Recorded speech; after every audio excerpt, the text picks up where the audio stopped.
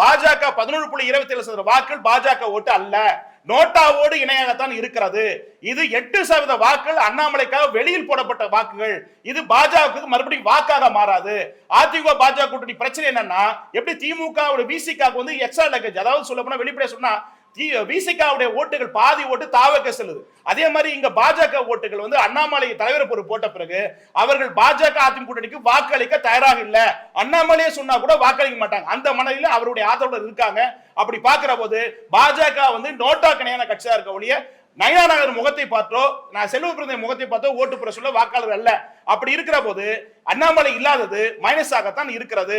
அந்த வாக்குகள் தாவக செல்கிறதா இல்ல மாற்றுகள் செல்கிறதா அடுத்த ஒரு ஆய்வில் தெரிய வரும். ஆமா இருக்கு, 8% வாக்குகள் இருக்கு. அதை நன்கு நான் டீப்பா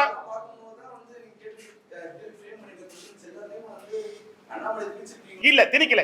அதாவது இங்க சீமான், அண்ணாமலை, விஜய் அந்த ஃபேக்ட் வந்து 4 உதயநிதி, இந்த 4 பேருக்கான அடுத்த தலைமுறை 2,40,991,872 வாக்காளர்கள் வந்து 30 வயசுக்குள்ள வாக்காளர்கள் போன நாடாளுமன்றத்தில் ஓட்டு போட்டிருக்காங்க.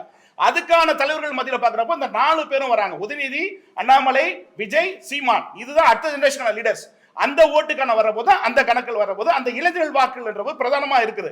இனி வருங்காலத்துக்கு அடுத்த இந்த வர தேர்தலாகட்டும் அடுத்த தேர்தலாகட்டும் முடிவு செய்யக்கூடியவர்கள் வந்து பாத்தீங்கன்னா ஒரு 3.5 கோடி வாக்காளர்கள் வரலாம்னு எதிர்பார்க்கிற அவங்க டிசைடிங் ஃபேக்டர் தலைவர்களாக 5ஆம் தலைமுறை தலைவர்னு பார்க்கிற போது அண்ணாமலை, உதயநிதி, விஜய், சீமான் இந்த 4 பேருக்கான ஒரு ஃபைட்டர் தான் இனி வருங்காலத்துக்கு அமைய வாய்ப்பு இருக்கிறது. தேர்தல் ஆணையத்தினுடைய போன பர்சன்டேஜ் எடுத்து பாருங்க. நான் எடுத்த சர்வேவும் அந்த கணக்கெடுப்புல பொருந்தும்.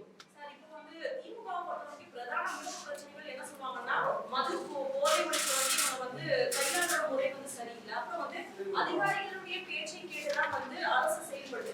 மூன்றாவதா சொல்றது வாரிசு அரசியல். நீங்க முதல் 2 விஷயத்தையும் கையாண்டு எடுத்துட்டீங்க போச்சுன்னா, மூணாவது விஷயம் வாரிசு அரசியல் சார்ந்த விஷயத்தை நீங்க எடுக்கல. எடுத்திருக்க அடுத்த ஆய்வுல வெளியிடுறேன். அது எடுத்திருக்கு கிட்டத்தட்ட 55 பக்கம். இப்ப ஃபர்ஸ்ட் பார்ட் விட்டுருக்கு, இன்னும் second part, third part, fourth part நான் எலெக்ஷன் வரைக்கும் போனோம். இப்போ உடனே எல்லாமே வந்து மொத்தத்தையும் பண்ணா இதாகும். அடுத்த பார்ட் வரும். அந்த விளக்கத்தை உங்களுக்கு நான் கொடுக்குறேன், வாரிசர் கொடுக்குறேன். இதுல இன்னொரு விஷயம் வந்து இப்ப என்ன கேட்டீங்க நீங்க கொஸ்டின்? திமுக அந்த போதை, அதாவது கஞ்சா வந்து பாத்தீங்கன்னா விசிகாவை சேர்ந்த தொண்டர்கள் தான் அதிக பேர் விற்கப்படுறாங்க. அது மட்டும் இல்லாம திமுக ஆட்சி மட்டும் இல்ல, போன ஆட்சியிலும் இது தொடர்தா இருக்கு. அதாவது இந்த திமுக ஆட்சி மட்டுமல்ல, அதிமுக திமுக ஒரே நேர்கூட பாக்குறாங்க. அதிமுக வேற திமுக வேற பார்க்கல. ஊழல்ல கூட பாத்தீங்கன்னா 2 கட்சியும் ஒரே மாதிரியா பாக்குறாங்க. அவங்களும் ஊழல் கட்சி தான், இவங்களும் ஊழல் தான் மக்கள் பாக்குறாங்க ஒழிய திமுக சிறந்த கட்சி அதிமுக சிறந்த கட்சின்னு பார்க்கல.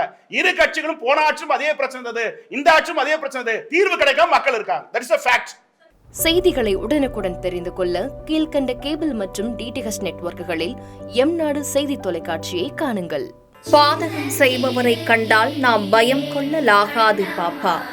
மோதி மிதித்து விடு பாப்பா, அவர் முகத்தில் உமிழ்ந்து விடு பாப்பா.